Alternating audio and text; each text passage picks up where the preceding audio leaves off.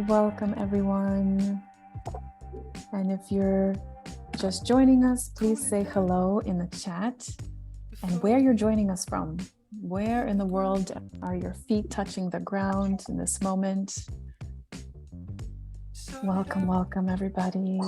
Nice to see some familiar faces and new faces here. Welcome. Welcome. If you're just joining us, please share where you're joining us from. Where in the world? We have France, Italy, Alberta, Washington, D.C., Hawaii. Good morning from Hawaii, Montreal, Canada, Rhode Island, Wisconsin, Chicago, D.C. Okay, upstate New York, all over the U.S., Lagos, Nigeria, Mexico, Canada, Virginia, Santa Monica, Portland. Welcome, welcome. Tunis. Beautiful. Brazil, welcome. France, Mexico, Minnesota. Great. Welcome, welcome, welcome. So good to have you here with us. And Lorenz and I are joining you from Berlin, Germany in this moment. So welcome to all of you. It's wonderful to connect to our global community here. Okay, from Norway. Yeah, wonderful to see in the chat where you're joining us from. If you're just joining us, please do say hello in the chat and where you're joining us from. Yes, welcome to this session. Just to let you know, my name is Natasha. I'm here with my partner Lorenz, and we're very much looking forward to this conversation with Tad Hargrave. And just to let you know that this session is being recorded and we will share the recording afterwards. So you can feel free to take notes, or you'll also have a replay to go back to if you'd like. So that will be available to you. We'll share it afterwards. And maybe if you're here for the first time with us, maybe just type first time in the chat, just so we know if you're new to us and have never been in a workshop with us before, just so that we know. Okay, first time, Adele, welcome. Great, okay, a few people. Great, so I'll just say a few words. My name is Natasha, and I'm a co-founder with Lorenz of a platform, a learning platform called Sutra, which is really more focused on group learning experiences, community and cohort learning experiences. And we've been around for about 7 years and have currently over 40,000 people using our platform and participating in experiences on our platform. And so our intention is always to bring more love and connection into the world. So we tend to attract more heart-centered creators who really care about having an impact with the work that they do in the world. And so this conversation today, I think, will be very relevant to those of you who were attracted to come and see a different approach into marketing, or a different perspective into how we can do marketing for our experiences. So maybe I'll just stop with that. we will keep the chat open, and I'll watch the chat for questions, and we will also have some time for questions towards the end of this session. The session will be about 90 minutes, and we'll leave some room for questions at the end as well. So maybe we'll just start with an invitation, since we're coming from all over the world, from all different time zones, just to land in our space together and take a moment just to get grounded here. So I just invite you to get comfortable in your seat. Maybe let's just take a stretch. If you feel like it, just stretch out or do a twist. Oh, someone's saying you can't hear me. Can you hear me okay? I hear you okay. Okay, you hear me okay. So yeah. Max, maybe just see if there's volume on your computer that you can turn up, and let me know in the chat also if the sound doesn't come through. Yeah, so just inviting you to take your seat, connect to your seat. And if it's comfortable for you, close your eyes for a moment and just enjoy this moment of stillness. Connecting to your breath. bringing awareness to the rhythm of your breath in this moment.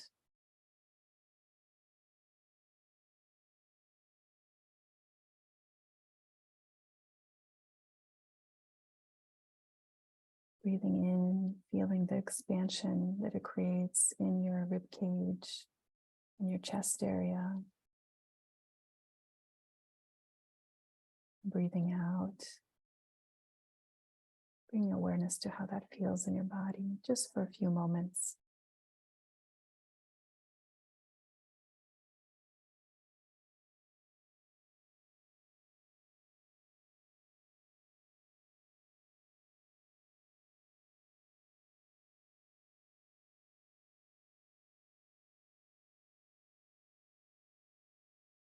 And see how it feels just to deepen the breath just a little bit more, to slow down.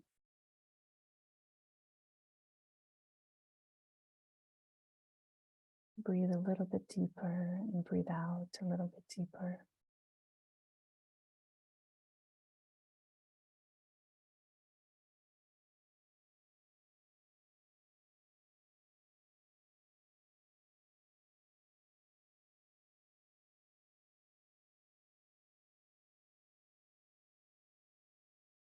Connecting to our body, how you feel in this moment.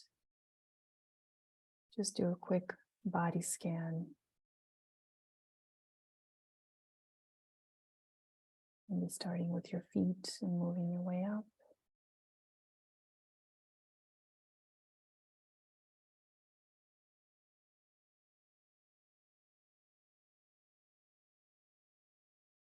Breathing into the areas that might feel a little tight, or if you need to move or adjust to bring some energy into those spaces.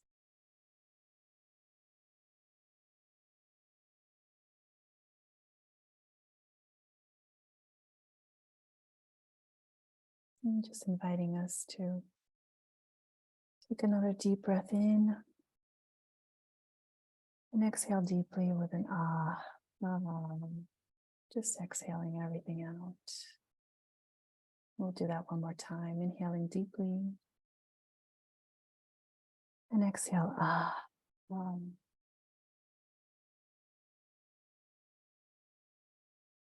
Just opening your eyes, maybe shake out your arms a little bit, bring some energy into your body, get out.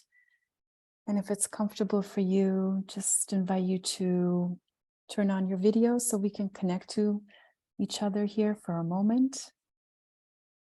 All of us coming in from all the different areas of the world to be here, to learn and share and get inspired, hopefully. So let's just see who's here and see if maybe you can just connect with one other person.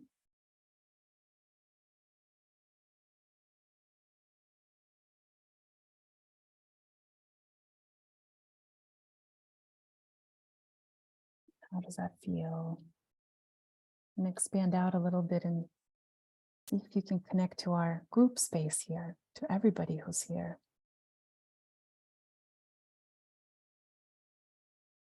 What does that feel like?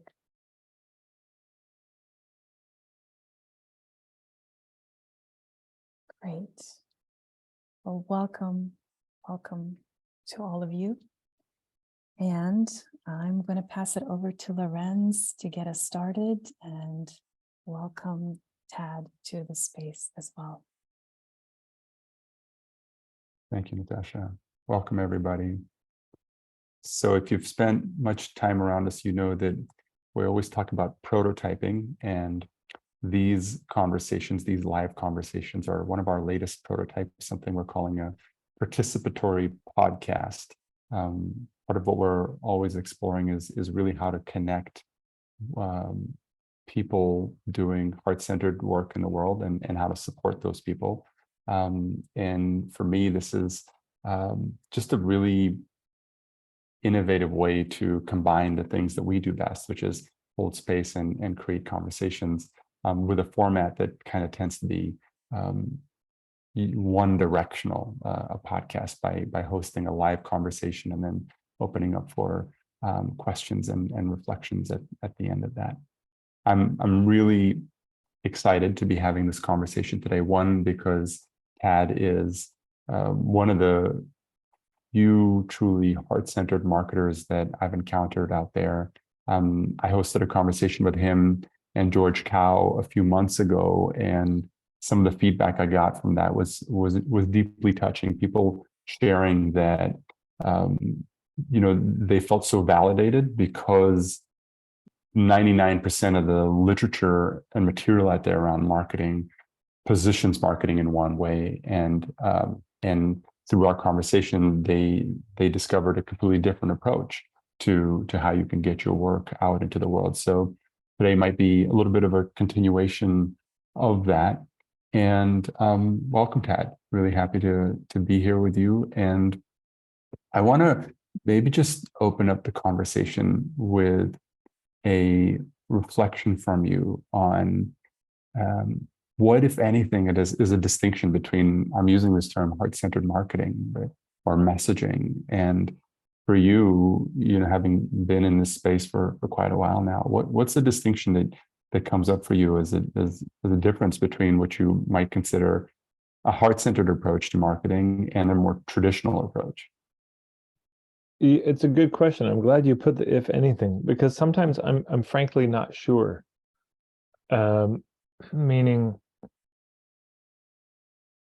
rhetoric doesn't mean very much. I've seen a lot of people who throw the label of heart-centered on the same old techniques. It's baffling. You you think you're going to learn something more ethical, but in some ways it's worse. There's a fellow, Jay Abraham, who's just overtly capitalist. And so, of course, a lot of my radical friends would want nothing to do with the likes of him. But this other person, you see, they're heart-centered. They're critical of all this. Their marketing is the same. Well, it's funny. I actually think Jay Abrahams is some of the most ethical stuff I've seen out there. But you see what I'm saying? People say, well, they're a capitalist, so it's no good. And this person says they got the heart-centered logo, so they must be good. And it's worse because you go in more vulnerable and really expecting and hoping for something different. And then the gaslighting is so intense where you're like, but this doesn't feel heart-centered. No, that's your limiting beliefs, you see. That's what you need to get over. You just obviously don't believe that you're worth very much. So in order to grow your business, you're going to have to, and which, there's a phrase I've said from time to time, which is maybe you don't have a limiting belief. Maybe you have a conscience. Maybe that's what's happening. That it just feels wrong to do these things, no matter what they're called. So I don't care what we call them. But if I had to make a big difference, it would be this. And I got this from not a hippie. This guy is in no way a hippie. Ari Galper, unlockthegame.com. And he was the first one that finally just named it. And the term unlock the game, meaning there's this bullshit game that we get into. Yeah, of this buyer and seller, these roles that we put on, and nobody's honest with anybody. And so his work was the first that really helped unlock that for me. So I didn't have to play that game anymore. And the big difference is this. Almost all traditional sales and marketing stuff, the mainstream stuff, the fundament of it is your goal is to get the sale, period, full stop. Now, there's a lot of techniques to get you there. There's a lot of different philosophies and approaches about how to do it. There's ways to do it that are more overt and covert. We get rapport with people. We build a relationship so that we can get the sale. Just getting them to say yes, that's the end point of so much of this. And he offered this challenging proposition, which is, what if the goal is not to get the sale, but to get to the truth instead? You don't go for the sale, you go for the truth. The truth about what? Well, the truth about this question. is it a fit? And that's the whole thing. That's the big difference. If your fundamental orientation in the conversation or your interaction with the person is to get to the truth of if it's a fit, then you will have a conversation like human beings have. If your hidden agenda, and it's almost always hidden, is to get the sale, it will be a pitch. And because it's a pitch, this will then create a defensiveness in them, which they call objections. And then they will give you tools to handle and overcome the objections. But wait, where did the objections come from? They came from people feeling pressured. That's where they came from. So it becomes a contest of wills instead of a human conversation. So to me, that's the fundamental difference, and everything else stems from that. Mm-hmm. I really appreciate the integrity of that. And I think, it's funny what you said earlier about the distinction of, some heart-centered marketers doing the same thing. And some of the best traditional marketers like Jay Abraham, I feel like what I experience from those people is the emphasis on really knowing your customer and having very high integrity with that customer in the way that you communicate. And I think that's at the heart of it is clarity, like clarity about and if your agenda is to sell, what I've seen is some of the best salespeople I've seen, they have a very clear agenda to sell, but they're also upfront about that. They're like, hey, I'm here to sell you this. In about 45 minutes, I'm going to give you a pitch for this. If you're not interested at the end of our conversation, then you can leave. But even in that sense, what I find works best if you are just there to sell is ultimately being very clear about that, because people, when a person feels like they're being persuaded or manipulated, and that's for me, it's the distinction between heart-centered versus quote unquote traditional marketing, is the emphasis on persuasion or manipulation to get to that point. Right. And I think persuasion has a place. I don't want to throw it out. It's just that the persuasion is that we're making a case for a certain perspective or philosophy. We're not making the case for them to work with us. We're making the case for an approach, for an understanding. That's what the case is made for. And boy, all the charm and all the persuasion in the world, great, you can put it in there. But once we shift gears into now we're talking about you working with me, that all has to go away. Mm-hmm. When you're making the case for an understanding, big smile and gregarious and lots of good stories and engaging and interacting with the audience, all that, wonderful. But now once there's this profit motive that shows up, there's literally a flat affect that needs to be there. No facial expression, kind of flat tone. Not we're not a robot, but what I'm saying is, if you try to bring enthusiasm that is so proper when sharing your message, when sharing your point of view, if you bring that enthusiasm into the pitch part of it, where you're talking about what you do, that will come across as pressure and people will resist. So the enthusiasm is like, here's an understanding, here's a perspective, here's an approach, this is my take on it. And then at the end, the pitch is basically like, if that made sense to you and you resonate, here's where you get more, and here's the logistical details of it. Yeah. Because I've had the same experience where a salesperson who's very salesy, in the kind of New York, like, hey, I got a deal for you. I got a deal. Okay, hey, just give me 5 minutes. Just give me 5 minutes. Let me make this pitch to you. You're going to love it. You're going to love it. That fast talking thing. I love it, actually, because it's so honest. It's just, but what they're saying is, and this is the key tonal distinction. What's happening is they're saying, first of all, this is going to be a shameless plug. Can I do it? But what they're also saying with their tone and the kind of fun in their voice is, and if it's not a fit, no problem. But just give me 5 minutes to do my dog and pony show. I think you're going to love it. And if it's not, it's okay. Hey, have a good day. So there's no pressure in it. It's kind of fun. And they're saying, can I make the case for this? As long as there's consent to that, it's great. Because here's the alternative to that. They're not honest about it, and it sounds like this. So I know a fellow, Joel Solomon, who does he inherited some money, I believe, and some people hit him up for money all the time, for nonprofit causes. And what he loves is if somebody says, Joel, we have a project coming up. We need about $10,000. Can I have 5 minutes yours just right now to give you a little pitch on what the thing is? It's like, yeah, absolutely. Let me hear it. What he doesn't like is this. Hey, Joel, so good to, hey, good to see you. Hey, man, we should hang out. We should go for coffee sometime.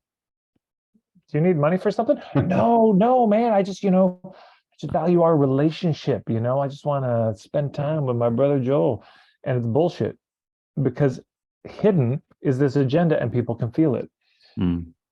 So, yeah. So there's a couple of things you said that kind of stick with me. One is this thing, I mean, like the part about that you're inviting people into a point of view or a perspective. You talk about this a lot, like, you pitch the point of view rather than the product. And I want to get to that, but before that, the one part there that I have a caveat with is there have been times when I'm having a conversation with somebody and I just feel that whatever I'm offering them is the perfect fit for them. And in that case, like I hate giving people the hard pitch and I try to avoid that all the time. But if I have the conviction that, like, you know what, everything you just described, this is exactly what my product offering will solve for you, I'll let some of that conviction come through. But I'll always say something like, but listen, I'm not here to pitch you, but I do feel like I'll be very transparent and like I just feel that this is, the perfect fit for you. I hear you. Yeah, that's a good distinction to make. There are times here, but here are the caveats on those caveats. One, if you start using any form of pressure or seduction to get people to say yes, you are now karmically on the hook for what happens to them. Yeah, and totally. I think that's the distinction. Conviction without the like manipulative parts of like trying to get people to say yes to that. I think that's a very important distinction. Well, but I'm saying something a little different. What I'm saying is if you talk to somebody and you realize that you think I could really help them, this is completely what they need, and you're pretty sure about that. And you're also pretty sure that given the way the conversation has gone, they're not about to buy.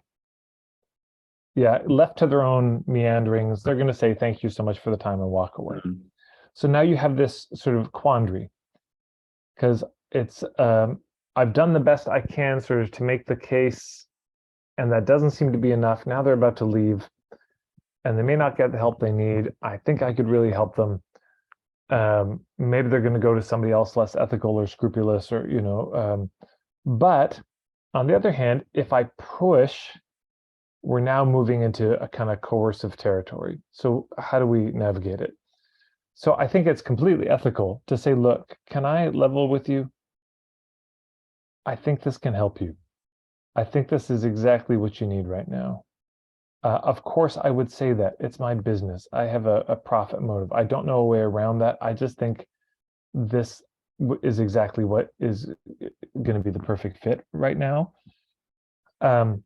Would you be willing to trust me on this? I never say this. I wouldn't say this unless I really felt this, but just, it's good to know we are now moving into another domain, because if that goes wrong, now, if they choose to come in of their own devices, yeah, you kind of lay out the facts and they go home and they think about it. And without any of this sort of earnest conversation, one-on-one, they come back and they say, okay, and they buy. Well, that's on them. You shared your opinion and they made their own choice. But to the extent that we are sort of maneuvering them, pushing them, pulling them, begging, pleading for them to do it, you are now karmically on the hook. You are accountable for the consequence of that. In a good way, if it works out. I mean, then, hey, you get to pat yourself on the back and say, that person got help because I was insistent. But if it's a disaster and it causes harm, you better believe you're on the hook for that too. And that may mean financially on the hook. That may mean, you have to go out of your way to take care of them. It's a big deal to intervene in that kind of a way. So I'm not saying don't do it. I'm not saying it's wrong. I'm saying sometimes it's just the right thing. I'm saying it's consequential. it's immensely consequential to be that firm with somebody. And so just think about it. You got to be real sure that that's true. And I've had people do that with me, and I'm glad they did. But it's not a small thing. One way that I handle that, and this of course flies in the face of any sense of capitalist philosophy, but if I, for example, with our transformational experience design program, sometimes I talk to somebody who I just feel genuinely this program is in service of their work, and they may or may not be in a financial position to pay for it. And I'll tell them, listen, you can pay what you want. I just feel like this program, this space would really serve your work. And part of that, and I think this might tie into where I'd like to take the conversation, is part of that because for me, being in service of this work, what I'm calling, say, creating more relational spaces in the world, and that point of view is more important than the financial outcome. And of course, we're trying to build a sustainable business, and all of that is important. But for me personally, the priority is always being in service of that. And so when I meet somebody where I feel like, you know what, you're sincere and committed to the work that you're doing, I can feel that, and I really feel like this program could help you, and so I'll share that and offer it in that way, and also kind of, again, doesn't help you necessarily make tons of money, but I do find that it actually works out often. Well, and you can also have, I hope what everyone can hear in both of our wrestlings with this is the world is so desperately in need of candor, and just people leveling with each other and just speaking with care, but also with candor. And so part of the candor could be this: it's like, look, the thought of you not being in this program, it breaks my heart, because I think this could really help you, and I see that money is kind of the thing that's in the way here, and I believe you. It's just sometimes we're just broke. So here's what I'd like to do. I've got this membership. I'd like to comp you in, or we can do it pay what you can. And with the proviso that in 3 months, 6 months, a year, we'll check in and we'll see if maybe you might be able to pay the full price. How does that feel? So it doesn't have to be a forever something. Yeah, we can conditionalize it and just say, let's check in later about it. Yeah, there's a lot of ways to navigate that. I want to maybe talk a little bit about this thing that you talked about, that you're selling the point of view instead of the product. Maybe you can open up that a little more. Sure. Oh man. So yeah, I'm doing a lot of work on this right now. Every 8 a.m. every morning for the last few days, I've been doing a webinar on it. And if people go to my YouTube, you can find there's like a 96-minute webinar I just did a few days ago, so it's near the top. That goes more in detail, but the nutshell of it. Right. Okay. So let's go back to the basics. The goal is to get to the truth of if it's a fit. That's the main thing. But one of the big things that's going to determine if it's a fit is our point of view and our approach. There's a lot of other things. Our niche, is this relevant to them at all? But let's just assume it's relevant at some fundamental level. One of the ways they're going to be deciding, as we decide to, is we're looking at like, well, how do they go about this work? What's their approach? What's their philosophy? What's their kind of understanding of the world? And that's important information for them to have, as it is for you and I when we're trying to choose. So I want you all to imagine this scenario, and I invite you to really think this through. I want everyone to think about a problem, some problem you have in your life, a symptom you have that is for real painful for you right now. This could be money stuff, business stuff. It could be a relationship dynamic, family, friends, a lover, your partner. Maybe it's a health issue that you have, or maybe it's just a deep spiritual, God, what's the purpose of my life? Anxiety, stress, whatever it is for you. Yeah. We all have something going on in our life and it's painful. Okay, but it's not all bad news. You know why? Because there's a workshop that I know that's on that exact topic you're thinking about. Can you believe your luck? Oh my God. You show up at this, here's a bonus you get. I'm going to refer you to a workshop it's not even just generally about this topic. It's so tailored for you. It's just amazing. You read the sales copy and you're like, it's as if they were spying on me to write this. It's so good. And I say, you go.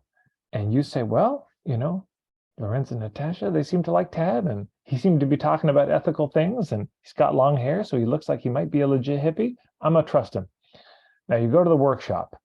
Oh man, and your hopes are modest, but they're a little high. And you sit down in the workshop, and they get up, and the speaker says, "So just to make sure you're in the right room, raise your hand if you have this issue." And you're like, "Oh my God, that's me, that's me, that's me." And you're sitting right in the front, and you're amped. You're so excited about this. And then the workshop is fucking terrible. It's so bad. And what makes it bad is not so much the facilitation style, it's the content. You're like, I have diabetes. And their first thing is, to cure diabetes, you need to eat more raw sugar. Or you go for some relationship dynamic troubles, and they get on stage and they say, women need to know their place. Barefoot, pregnant, and looking. You're just, what the hell? You need to be more subservient to your man. It's just like, what is happening? Why did Tad recommend this workshop to me? It's so appalling. The way to deal with your money issues, give me your money. I promise I'll take good care of it. Anyway, whatever. Their premise, their point of view is so insane. But you stick through the whole thing because it's such a train wreck. You just bust out the popcorn. You're like, I'm taking notes on what a train wreck this is, because this will be the most amazing story to share with my friends later. I can't even believe how terrible this is, right? And it never gets better. It just keeps getting worse. The point of view is so wrong. It's so off. It's useless. It would just make things worse. But then they get to the pitch at the end. And when they get to the pitch, it's so smooth. I mean, they got charts. It's so suave. It's just, oh my God, the deals, the way they're breaking it down, you have to admire it a little bit. You sit there and you think, wow, that is the best pitch I've ever seen. Damn.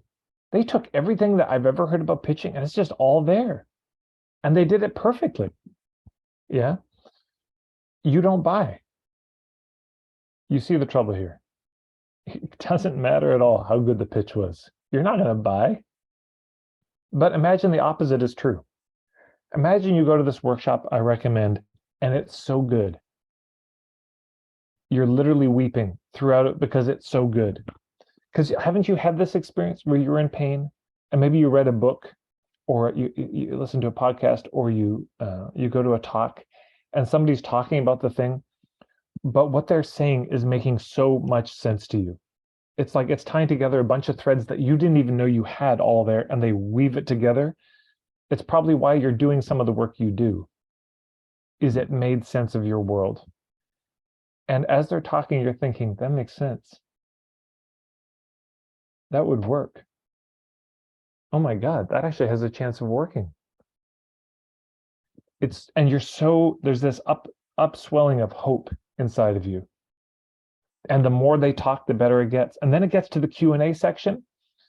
And when you stand up and you ask a question that you've really stymied by, and they give you an answer that just resolves the whole thing. And you're sort of awash in the wonder of, I can't believe how lucky I was to be in this workshop. And then they get to the pitch, and it is the worst pitch you have ever seen in your life. It's so awful. They get to the pitch, and it's like, so thank you for coming to my workshop. I hope it was good. It was good. Okay, if you wanted to work with me, why would you want to work with me? I mean, nobody likes me. I have no self-esteem. I wasn't loved as a child. And they run out of the room. It's that bad. And you're all just sitting there like looking at each other like, what just happened? That got weird. What the hell? And you go outside, they're weeping, in the hallway or whatever. You might still, after the weeping is done, you might still say, look, you're very bad at pitching. Clearly, that was the worst I've ever imagined could happen. But I loved what you had to say. So I couldn't make it out through the blubbering and the tears. But do you work with people? What? You would struggle through a terrible pitch You know, and in fact, if you love the presentation and you could tell the pitch was really unclear, you might stand up as a friend of them and say, hey, because you don't want them to look at, hey, I have a question. What are the dates of the program and how much is it? Oh, interesting. Do you do live call? It is live. You might like coach them through it because you were so impressed with it.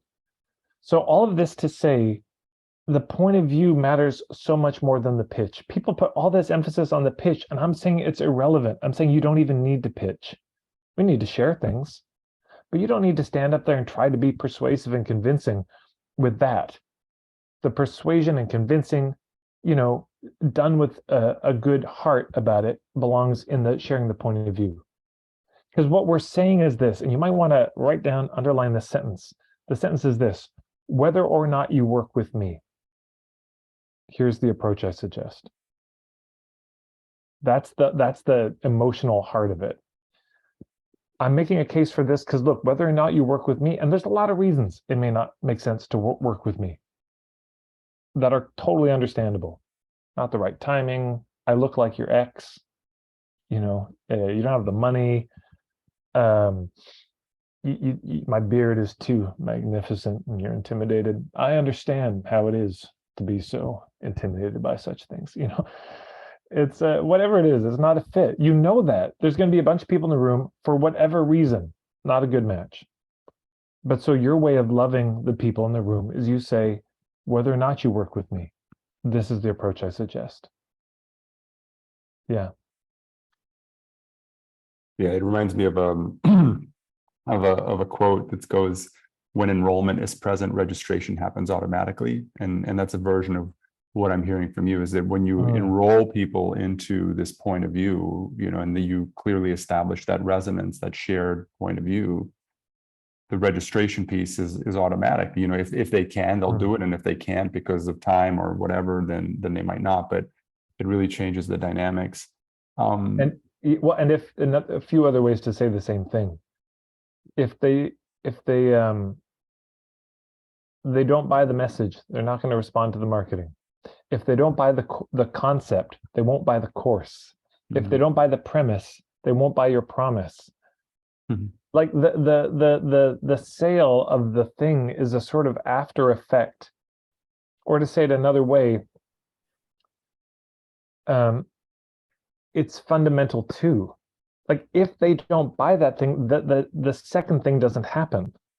This has to be in place first. Now, am I saying do a terrible pitch? No. Am I saying go up and be fuzzy and unclear and, you know, have it be a shambling wreckage? No. I mean, yes, be clear. Yes, think through how you're going to talk about what you do. Don't confuse people. But so yeah. I'm 100% with you on the top level of it.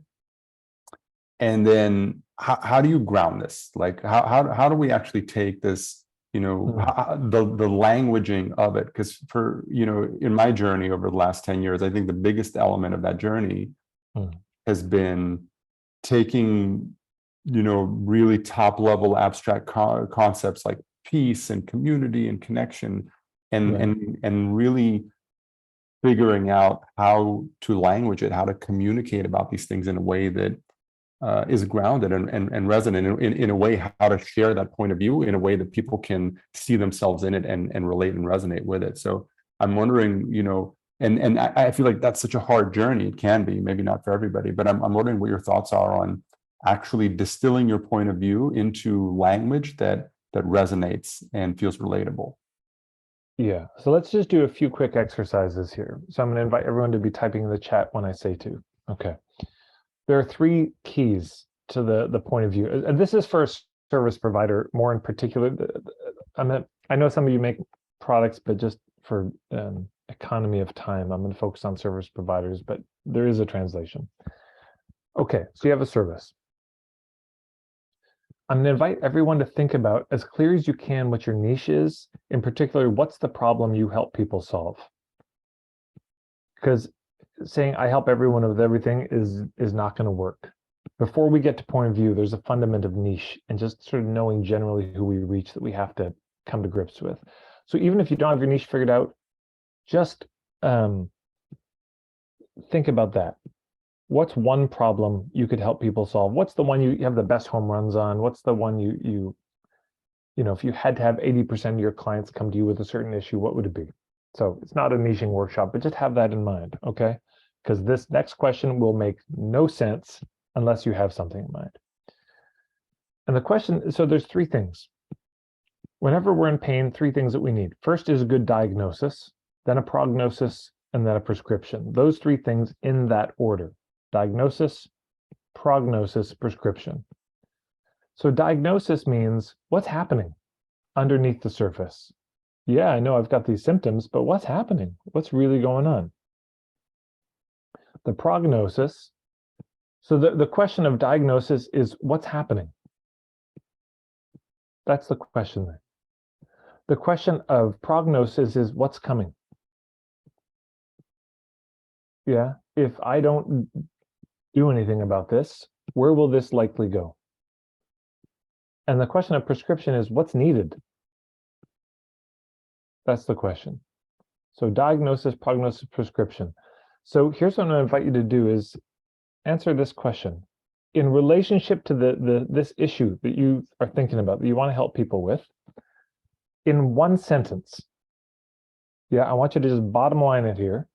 What's really going on? What's happening? Meaning, if one of those people in the throes of that problem came to you desperate, and you could only say one sentence because they're about to get in a cab and go to an airport, and the cab is there, they're getting in, you have one sentence, and they just look at you plaintively and they say, why am I so messed up? Why can't I resolve this? And you got only one thing you can say. And this is going to have to be the thing that's going to stand in for everything else you could say or do. It's going to have to be the little seed that they can plant that's going to, you know, turn into something bigger. And you only got that one phrase. What would you say to them? So type that in the chat. Yeah. This is hard. I love this. Let's give this a good minute. This is great. Yeah. They want to know that your diagnosis, like why am I so screwed up? What's my blind spot here? What's the spell that I'm under? Why am I so stuck here? Here they go. Now it's coming in. Okay. So when you're willing to put yourself first, call me. Right. Okay. So it's like you're not putting yourself first. That's why. You're not living out the full potential inside you. That's why you're hurting. Right? Because you're human. Great. The story you believe may not be true. Right? Why am I suffering so much emotionally? Well, because you're believing a story that may not be true. That's why. Why am I suffering? Because, well, this didn't start with you. Right? You can get fit and feel fit at any age. That's different. That's not a diagnosis. That's a belief that you have. But the diagnosis is they're wondering, why are they not fit? Why are they struggling so much? That's the question. They are not listening to their inner sense, and they're following other people's agendas. Right. So here's why you're struggling in your life. You're not following your own inner guidance. That's why. Boom. Okay. So these are all great. That's the kind of thing. So imagine this, if you polish the wording of it, this is the title of your TED Talk. This is the fundamental case you're making. This is the start of it. You say, the reason you are struggling is because of this. And therefore, here's the prognosis. Here's where that tends to go if you don't handle it. And if you do handle it, here's what's possible. Do you have any suggestions for people who, you know, I find this thing of really identifying the diagnosis in clear language can be challenging. Do you have any suggestions for people who maybe are too broad or you know, not quite landing on it, how they can get more clarity on a specific diagnosis? Yeah, work on your niche. It's because that's why people struggle almost always. So you see this, what just happened, right? You just saw a diagnosis happen live in action. Just to flag that. Lorenz said, why do people struggle with this? Right? That was the fundamental question. What's happening underneath the hood when people are struggling with this? Ipso facto, what advice would you give? But that was the question. What I gave was a diagnosis. My diagnosis is the reason that most people struggle trying to come up with a diagnosis is because they don't have a niche. They're just trying to help everybody with everything. really and truly, when people start to hone in on a particular issue they help with, the diagnosis appears. It's often just obvious. Now, if it doesn't, it may mean you're not smart enough. That's possible. You've picked an issue, but you actually you haven't studied enough. You don't really know. Well, you got to know. Why are they paying you if you don't know? This is mandatory that you have a clear diagnosis. Why would they trust you? Yeah. How are they going to know if it's a fit? They got to know what your diagnosis is and if they buy it or not. That's the thing we're mostly making the case for, is the diagnosis. And any thoughts on validating that diagnosis? Because it's one thing to paste it in the chat here, but ultimately the proof is in the validity of that diagnosis and whether or not people recognize it. Yeah, right. Absolutely. Because this is just the case that's being made, but it's not the making of the case. This is like you're doing your doctoral thesis, you know. If anyone's had the misfortune and pain to go through a PhD process, I never have, but it just sounds excruciating. Yeah, you get this PhD, but then at parties people are always asking, well, what was your thesis? Right? And well, you can tell them what the thesis is in a sentence, and it's usually impenetrable to anybody you're talking to because it's so niched beyond niche that nobody understands it. But anyways, you can give this statement. But let's just say then you're talking with somebody who's also in your field, and they look at you and they say, I don't know about that. That sounds a little out there. Okay, well, now you're going to have to back it up. Well, what do you think a doctoral dissertation is? You got one sentence, and then you spend $50,000 in years of your life trying to justify this damn thing, trying to back it up. Yeah, you know, the diagnosis of a lawyer is my client is innocent. And then thousands of dollars are spent, or tens of thousands and hundreds of hours building the case that they are innocent and making that, where the other persons, they know they're guilty and they're making that case. So, I mean, how do we do it? There's lots of ways to do it. How do you make the case? But I would just say that is your fundamental job. Saying a sentence is easy. Here's my diagnosis. Great, good for you. But we're talking charts, diagrams, case studies, examples, like evidence, basically. Yeah, that's what's needed. Okay, we have the premise. Now let's hear the evidence. Let's have exhibit A, B, C, D. That needs to be there. And if you can't find any evidence, mayday. If you got nothing to back up your statement and you're looking around, you're like, ah, shit, there's nothing. It might not be true. It might be bullshit. That's a conceivable thought. Yeah, there has to be some evidence for it. Yeah. So, yeah, I'll leave that there. Yeah, so maybe like the second part, prognosis. No, it's funny. It's interesting. I'm just realizing the evidence thing is something new that I need to bring into what I talk about more. Because the prognosis is just here's what's going to happen if you don't deal with this. But even that is based on, you got to have some evidence on that. And then with the prescription of what's needed, well, based on the diagnosis and the prognosis, this is what I think is needed. But still, there's often evidence.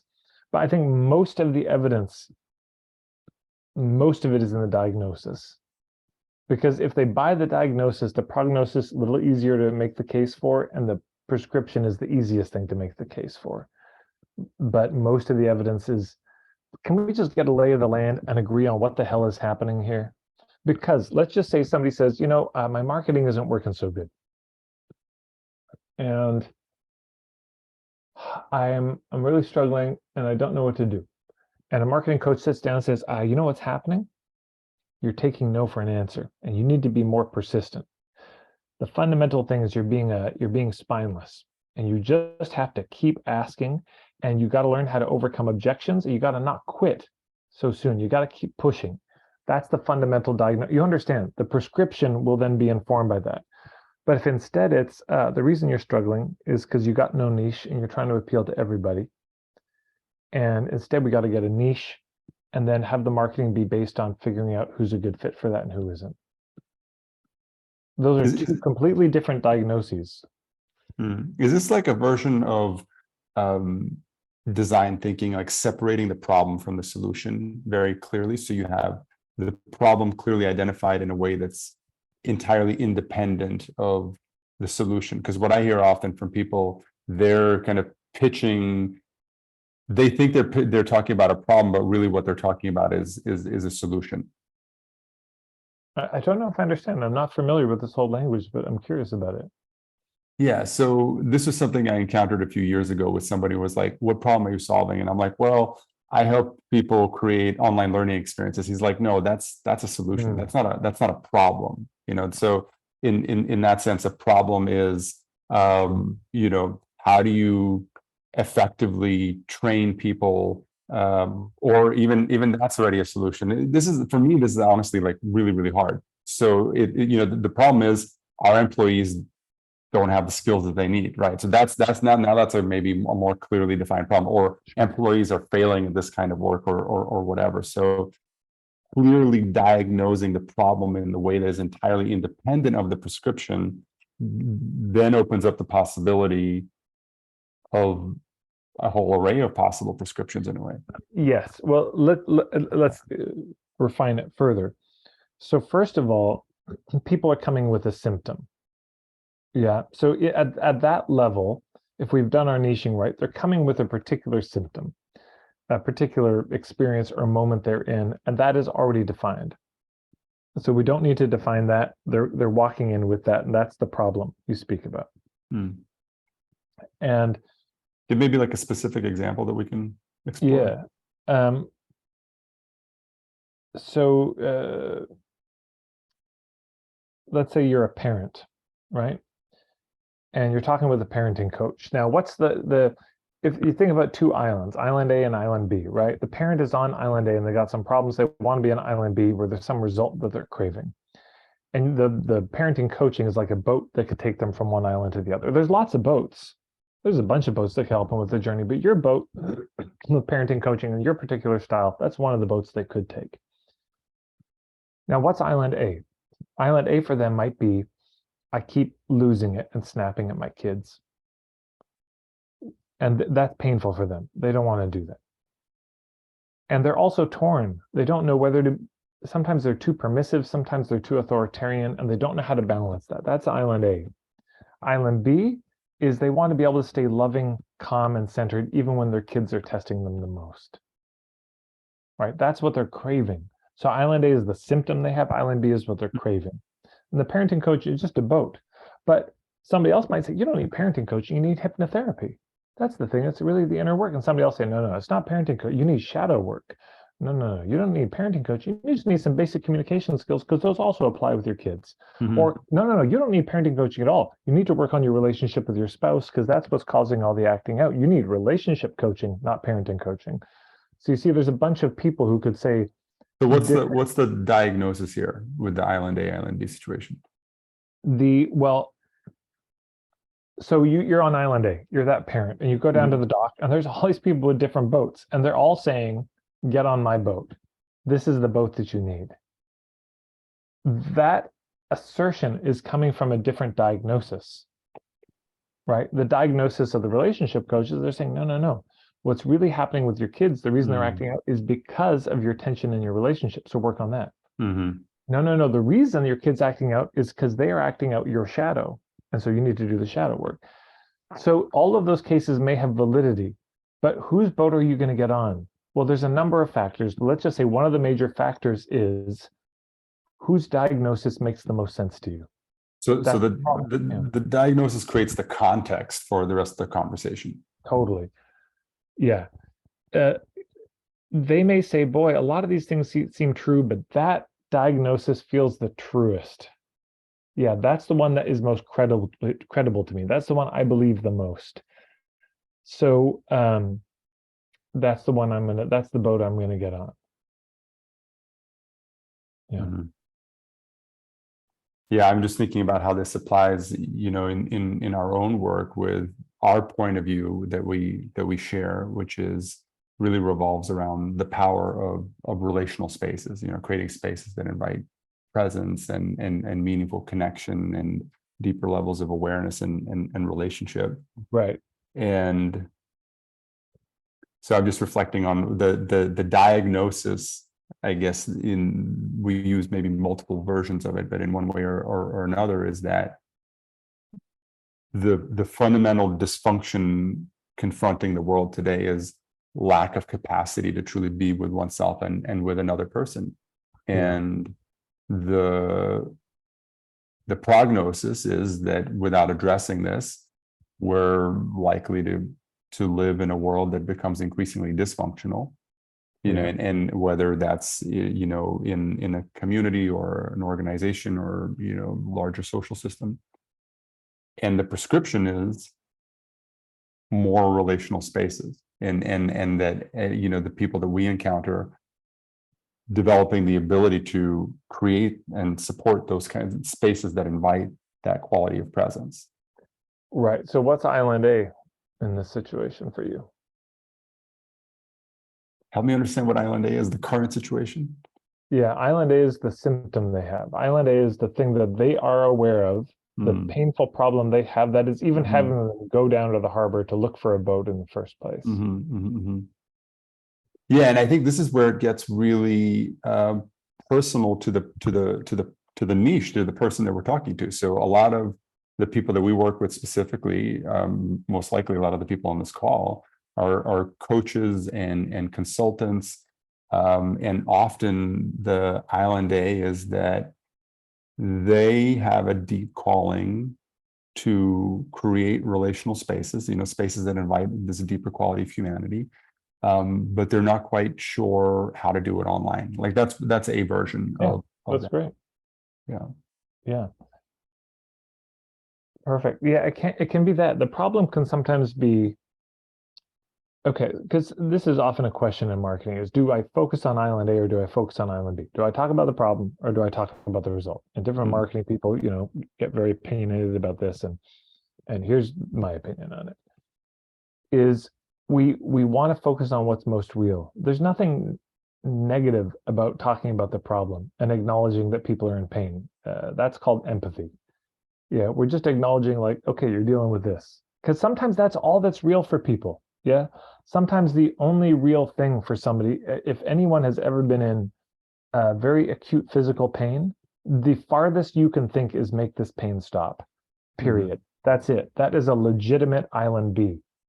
Is anything to make this pain stop and go away. So then you don't, if somebody's in that kind of pain, it just can, if you can remember a time when you're in that kind of pain, if somebody come up to you and said, would you like to feel just glowing, radiant health and vitality in your body?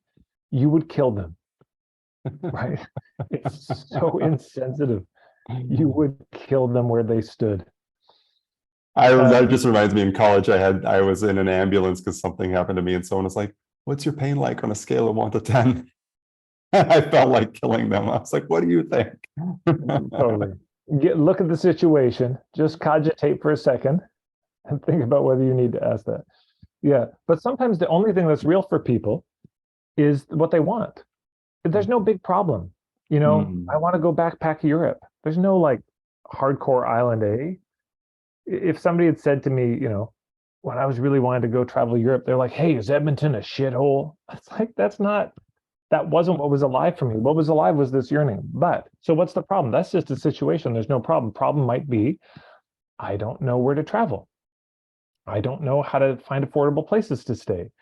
I don't know the cheapest ways to travel. I don't know how to get cheap food. Maybe it's a money thing. And that's like, how do I want to travel Europe, but I'm broke. Aha. So how do you do it without going broke? And so sometimes it's like, yeah, I know what I want to create. I want to create this kind of relational space, though they may not use that word. I want to create an online community for my people. But man, all the tools I look at are kind of, they're all missing certain things. And so I want to do it and I can't find something. That's a problem. That's on Island A. I'm really clear what I want to create and I can't find any tools that will allow me to do it. Yeah. Sometimes that's it. Yeah, that's super powerful. So I think this is a good moment to just pause, because we want to leave some time for questions and reflections. And so here's how I'd like to do it. First, I feel like there's been a lot shared here, and our core intention is that this finds relevance in the work that people are doing here. So I'd like to take a minute for all of us just to sit in stillness, just to allow everything to land in you and to notice if you have any questions, what resonates, if anything is coming up for you about how it's relevant to you. So we'll sit with that for a minute, and we'll invite you into a quick breakout just to share with each other, and we'll come back and open up for questions and reflections. So again, I invite you just to take a deep breath and just notice what's emerging for you through this conversation. Any questions that might be present? How is this relevant in your work?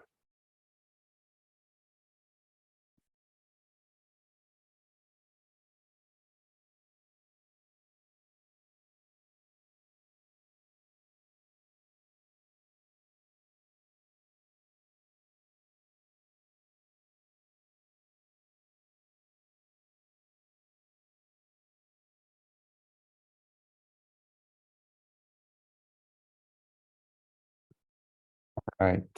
So we're going to invite you into a triad. It's going to be a quick triad just to share with each other some reflections. And you'll have about 5.5 minutes together.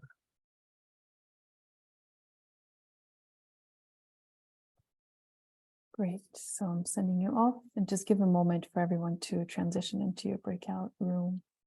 And we'll see you back here in just a little bit.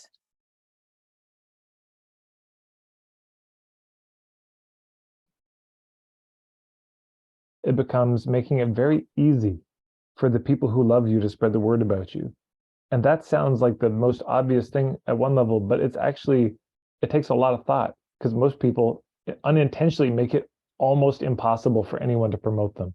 They got no website, they got no social media, or it's all impossible to spell. It's these weird words and numbers and dashes in it. That's us. People Yeah, can't pronounce biointegrity. Can I ask a question? And that is, Lorenz was talking about sometimes just doing pay as you can. We've been sort of doing the same thing with our membership when we know, because it's international. Well, if everything's closing, I should be quiet. No. We have another couple of minutes. Okay. And now we want to make it more public, just have it on our website as we set it up. What's your thought about, or do you have any tips about pay what you can for memberships? I know you do it for your workshops, but Mark Silver does it for his membership. I would check out his. He's got a pay from the heart approach. I would email him. Mark Silver. Yeah, heartofbusiness.com. Thank you.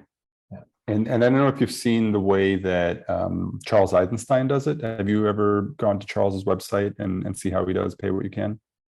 No, can you maybe, Natasha, would you type that in the chat so I can? Yeah, he has a great approach to it, where he really makes you think about it through the way he kind of guides your reflective process, cool. and then you kind of decide what you want to pay. Thank you.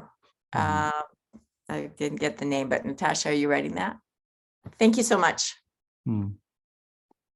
Any other reflections? We have about a minute left. I'd love to hear from someone else. Antoinette, what's resonating for you? Hi, Antoinette. Hi. I'm just taking it in, and I don't have any questions right now, actually. I think I just need to kind of what's the word? Getting to do it. I just need to do it.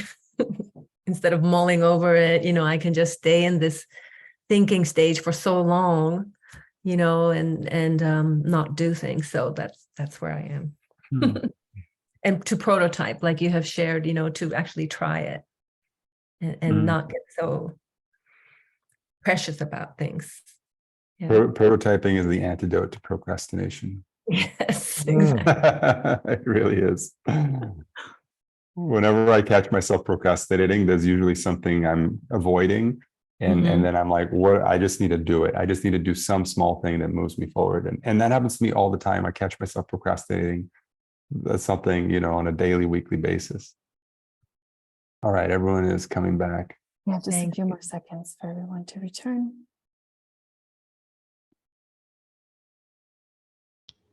All right. And here we are. Welcome back, everybody. We would love to open it up for a general Q&A now. Any reflections you have, any questions, anywhere you're seeing how this applies to your own work, or any anecdotes from your own work. If you'd like to share, I invite you to click on the reactions button and raise your hand. Would anyone like to speak?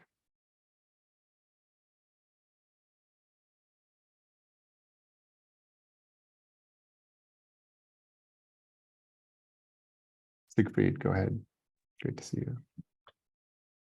Yeah, what I realized is also in our exchange just now in the breakout group, it felt incomplete. And that gives me the inspiration now to refer to my potential clients when I can get in connection with them about what they feel incomplete about and around. That helps me to connect. This is just a glimpse. I just got it a second ago. These are my words. So.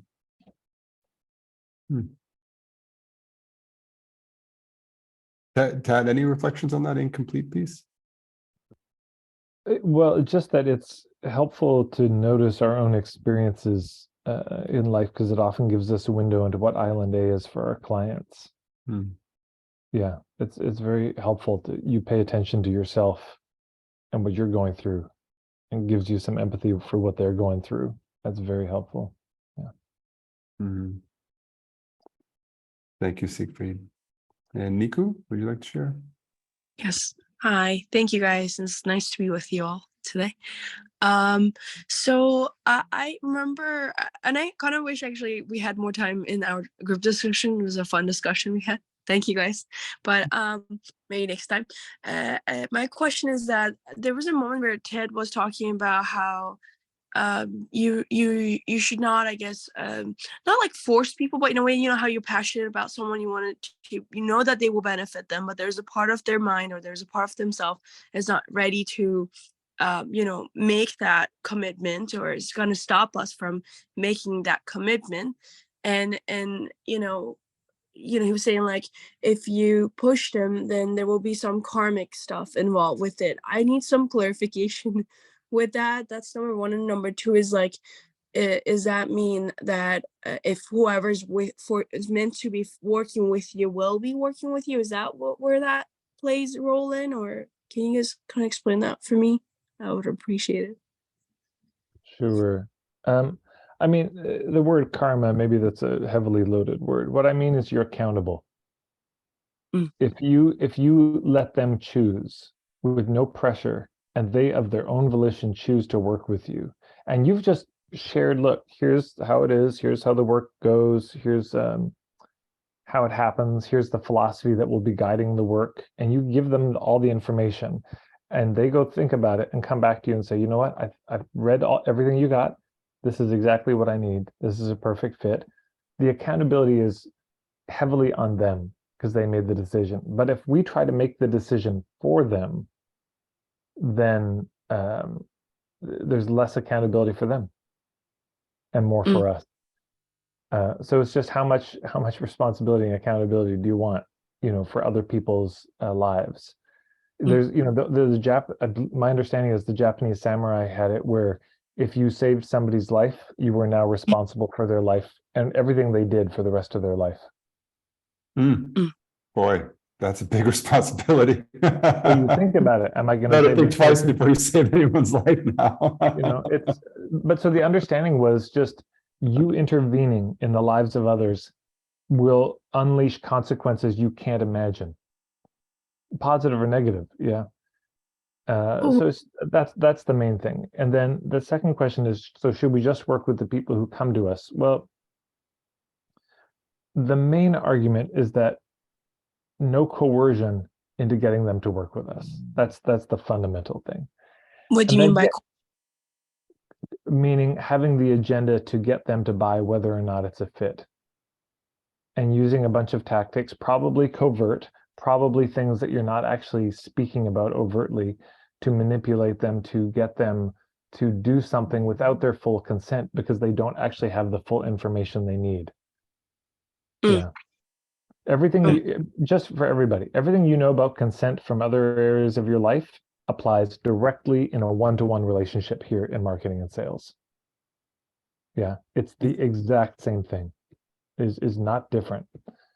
So if they don't have consent, then you bear the consequence of that. Should we just work with everyone? Well, fundamentally, yes. I mean, what I mean is, should we only be working with people who voluntarily decide to work with us and give their consent? Yes. Now, there may be people who want to work with you who you realize it's not a fit. Just like with dating. I mean, just because somebody wants to date you doesn't mean you have to date them. But then people say, but shouldn't I be open-minded? Shouldn't I just work with whoever the universe sends me? And I would say, yes, but in this way. This is how you work with them. Some people you're going to work with as in you take them on as a client. And some people, the work you do will be internal, asking yourself, how did I attract this person? What was it about my marketing that gave them the impression that this was a fit? Because it is so clearly not. And so, yes, work with that client in that way.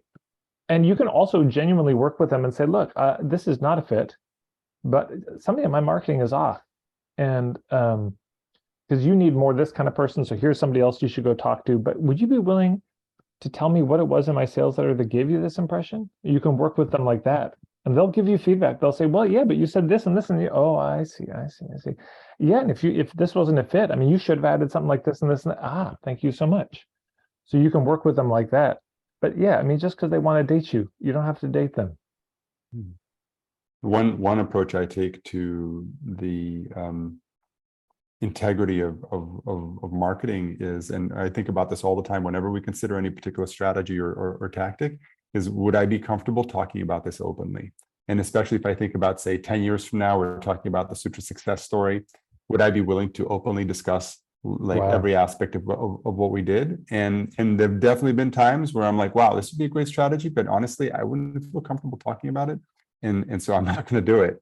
And I think that's a big litmus test. If you were willing to talk to a person or just, share in an interview exactly what you did to acquire a customer and you would feel totally good about that, I think that passes.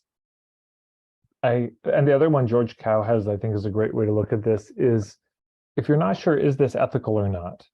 Ask yourself this: what would be the consequences on the marketplace if everybody used this tactic? If everybody was marketing in this way, what would happen? And the consequences usually become immediately apparent then. Mm-hmm. Thank you, Ted. And Cornelia. Hi, I just want to say I think your language around marketing is the most resonant and for me, and the most honorable. Even though I think last year I took a course called Conscious Marketing that was a 6-week course or so with a group, and it still didn't work even though it was better than the norm, it did not work for me. But there's something about the groundedness of your being and your language that I don't feel conned. Thank you. I do. Yeah. So I appreciate that very, very much. Well, two things. One, I totally get it, because I mean, I'm just passing on things I got from other people, for the most part, or got from the great beyond. I don't know, but I remember how it felt when I came across this fellow, Ari Galper, his work of unlockthegame.com. I mean, it was the same relief. I remember this. It was like, this is the first thing that makes sense, that actually feels ethical, that gave me that sense of just, so yes, thank you. And I relate to it. But I'm also curious, what was it about this conscious marketing course that felt off to you? I think it was the formula, the insistence on magnifying the suffering to way beyond.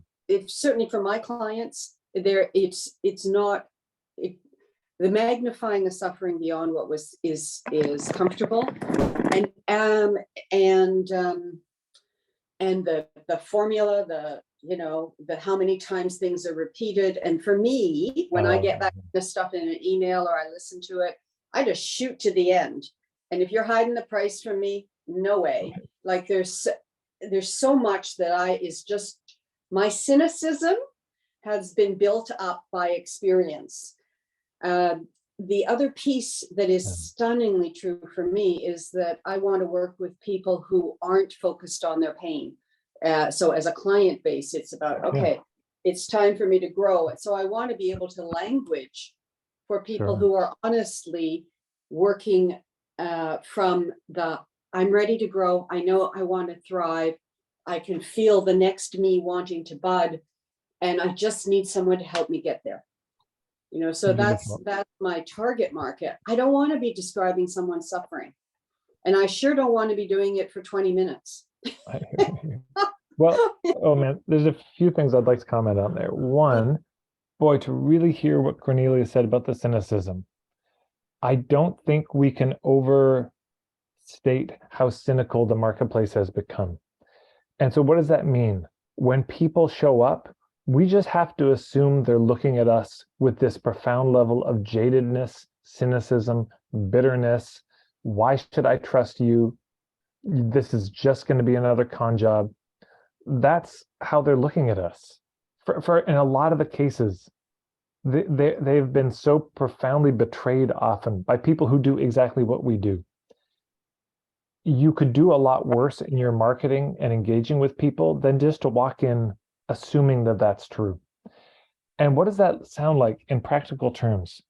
The first time we meet with them, or in our website copy, or in our sales pages, it's something like this, where you say, look, you've come to see me, and you've probably seen other people, and maybe that hasn't always gone well. And if I were you, I would be just, here you are at a discovery session with me, and this is just going to be another pitch, right? And you're bracing yourself already for the pitch that's coming. You're here at my intro workshop, and you're just waiting for it, aren't you? There's going to be some heavy close. I'm going to use all sorts of high pressure tech. Like I know you're waiting for it. It's not coming, just so you know. My intention is not that you sign up for a package or you work with me. My intention is to be useful today, but also to help you see if it's a fit or not. And either way is fine. If I can't help, I'm happy to refer you to somebody else. Yeah. So the people in so much of the mainstream selling, the thing they would say as a diagnostic thing is, aha, the main reason you're struggling is you don't know how to overcome objections. And I would just, politely, with all respect, tell them that's bullshit and not true. The skill that is actually most needed is the skill to identify when there is pressure, and then to diffuse that pressure. That's the big skill.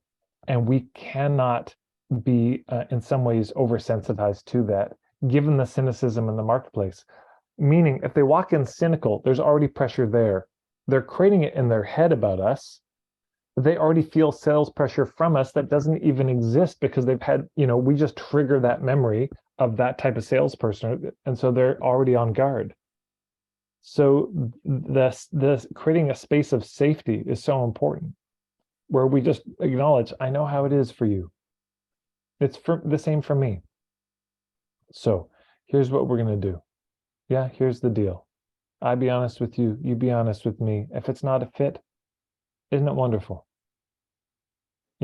Life's amazing. And if it is a fit, isn't it wonderful? Life's amazing there too. Either way, life is wonderful. So we'll just see how it goes. Yeah. Thank you. Yeah, and my emerging theory about this is that what we're talking about exactly right here is actually a competitive advantage, because we live in a world right now where it is just like the high pressure, scarcity, urgency, like every kind of persuasion tactic you can think of is just laid on so thick and is so prevalent, and we're all so done with it, especially people who are sensitive to that kind of thing, that you pick it up right away. You're like, okay, well, let me see if there's nugget of value here underneath this like packaging of crap that I have to like deal with in the purchasing decision. That if you, with full integrity, just kind of set that aside and you show up with authenticity and integrity, and people encounter that. I mean, I'm just speaking from my own experience, because we try to do this as much as possible. Like, we try to really think about all of our communication in a way that doesn't create pressure, scarcity, urgency. And the people that we attract, very often the people that sign up for our programs, or, Sutra is not a perfect platform. Like, there's a lot of like, because we're a super, what's the whole, like, bootstrap startup, like there's a lot of things there. But the reason that people stick with us is because they just love how authentic we are, and just how real we are. And they tell us all the time that, they're with us because they don't get that salesiness, they don't get that pitch. And so it makes all the difference for us, the way we feel about our work. But I really feel like this is a huge competitive advantage, that if you can show up in the world and really just be authentic and real, and people feel that they're not being manipulated, and that will attract people to you today, in particular, in the current market. Yeah, I mean, here's another way to frame that all. What we can say is posturing doesn't, on this side, posturing doesn't work. Or, I mean, it works, but not as well as it could. The pretense, the puffing up, the slimy tactics, the pushy stuff, that slick approach, not in the long term, that doesn't work. But also on the other side, collapsing doesn't work, which is probably more the pattern from most of the people here. The collapsing and not doing any sharing of your stuff and just making yourself small and hiding away, well, that's ineffective too, So neither one of those works. But there's something else of composure that isn't posturing and isn't collapse, but is a kind of higher order of something, whereas, I mean, confidence comes, posturing comes across as an overconfidence, and collapsing comes across as a lack of confidence. This other thing of composure is just, you be comfortable in your own skin. And if you're comfortable in your own skin, other people will be much more comfortable in their skin around you. And then you can just be humans talking about something. And is this a fit? Let's find out, without walking in already certain that you can help them. I would just encourage people to mess with that, even if you feel totally certain, just to get a little bit more ambivalent. And just like, okay, I don't know for sure. I'm pretty excited about working with you. I'm not sure, but let's talk further to see. And maybe every once in a while you say, look, I'm running out of time, but let's roll the dice. Are you willing to trust me on this? Okay, let's go. Why not? Thank you, Ted. So I see we have a couple more questions, but we're also tight with time. Ted, do you have a few extra minutes beyond the 90-minute mark, or do you have to go? I gotta go. You gotta go. All right. So I think that wraps it up. I'm sorry that we didn't get to the last two questions, but Ted, thank you so much. And really, I'm so grateful to be able to explore this wisdom with you. And I just want to thank everyone who's here in the audience. If you're here 90 minutes in, for sure, you're doing something really important in the world, and coming from the heart. And so I'm just really grateful to be in a place to offer value to you. Hopefully you received some value today, and just to be doing this work with you today. So thank you so much. We're going to share the recording online. And Tad, any final words? Thanks so much for having me. Really good to be here. Good to see you both. And take care, everybody. Yeah. So you can find Tad at marketingforhippies.com. And maybe as we wrap up today, we'd love to just get a check-in on the chat. Any Tad, did you want to say something? Yeah, I forgot. Shameless plug. I do have something coming up on the 18th. It's a point of view lab. So if you're kind of intrigued by the diagnosis, prognosis, prescription, you can go to marketingforhippies.com/events, and you'll find all my events. But the point of view lab happening March 18th. Feel free to go check it out. If you have any questions, just email me, tad@marketingforhippies.com, related to that event. I'm happy to answer. Thank you so much, Natasha. He's on it. All right. And just as we close today, we'd love to get a quick check-in from everyone here as we wrap up, maybe sharing one word or a sentence, what's present for you as we conclude our time together.